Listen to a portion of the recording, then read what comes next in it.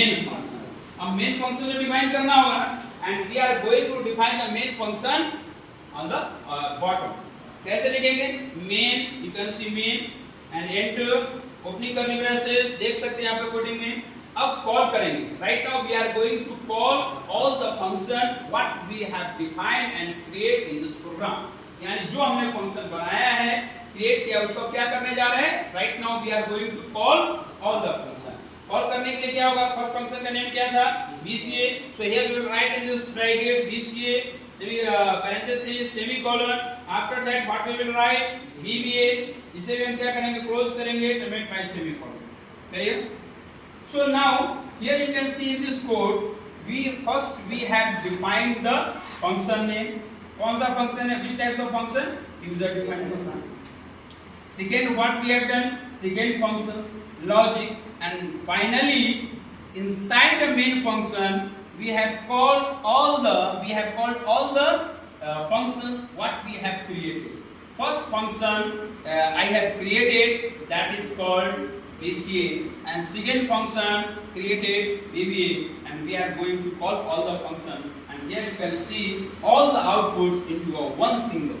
so here first of all we will save this file, और save करेंगे। after save this file you can see how compiler will compile and execute of this program। so here let's see, first we will compile करके देखिए कहीं पे कुछ errors तो नहीं है। क्या दिख रहा है? नम। Yes of course. क्यों? क्योंकि आपने अभी तक यहाँ पे क्या है, हमने डेटा टाइप डिफाइन नहीं किया, तो एक लॉजिक है int num भी कर देंगे। अगर इफ वी विल, एकमात्र फॉर लूप ही ऐसा है जिसमें आप वेरिएबल के साथ डेटा टाइप इंसाइड कर सकते हैं, डिफाइन कर सकते हैं। There is no effect on this, and here you can see again for loop initialise the C9 mode. What is C9 mode? So here for loop, okay, loop को बंद भी करना था, यहाँ पे जो लूप डिफाइन किए ना, and int num is equal to 1, here you can see int num is equal to 1, num less than equal to 10, 1 less than equal to 10, ठीक है, and then count is equal to tab into num। okay, again we will check what is there inside definition allowed। okay, ये क्या कर रहा है कि आप जो डिफाइन किए int num आप ऊपर ही डिफाइन कीजिए, ये इसके जो स्ट्रक्चर्स है उसके अंतर्गत इस चीज को नहीं लिया जा रहा है। एक मैटर हो सकता है। Again we will check. okay, why this message? because we have defined a 64-bit code, maybe this issues, again we will compile and we will check exactly done। why? because sometimes क्या होता है, जो data type हम define करते हैं वो नहीं देता है, वो डिपेंड करता है कि आपके कंपाइलर पे। so here you can see there is no error, there is no warning, there is no warning, mistakes, etc।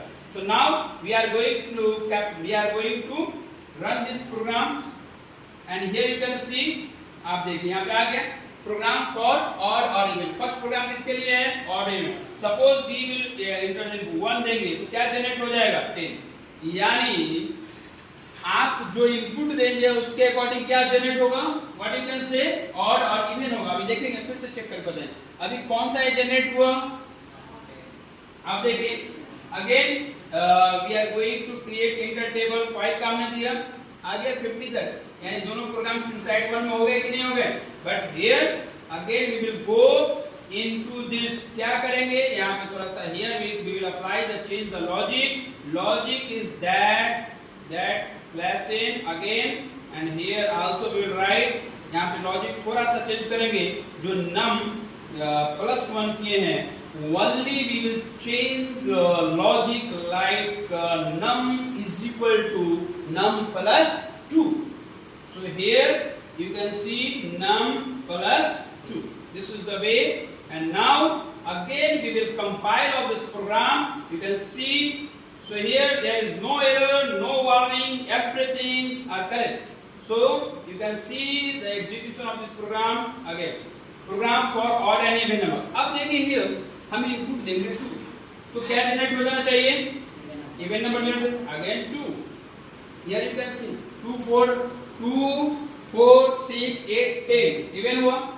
Again हमने टेबल दिया 5 50 आ गए। अब हम इनपुट चेंज कर देंगे, अब कौन सा इनपुट देंगे? ऑड का। देखिए क्या होता है, here you can see.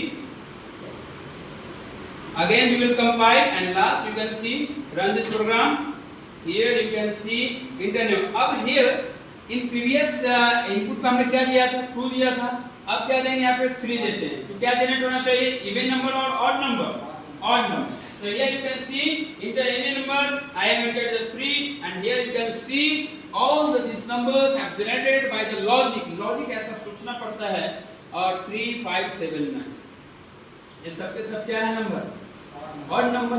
तो डिपेंड किस पे किया कि आपका इनपुट तय करेगा कि आपका ऑड जनरेट होना है या इवन जनरेट करना है. लेकिन ऑड और इवन से पहले one thing is very important, आपने लॉजिक लगाया कैसे है. अगेन यहाँ पर 7 का काउंटिंग देख लीजिए. Again you can see this.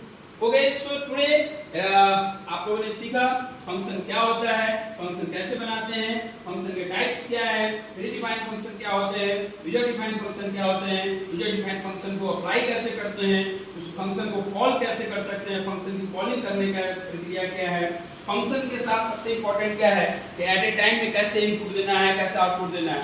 So thank you all of you, thank you so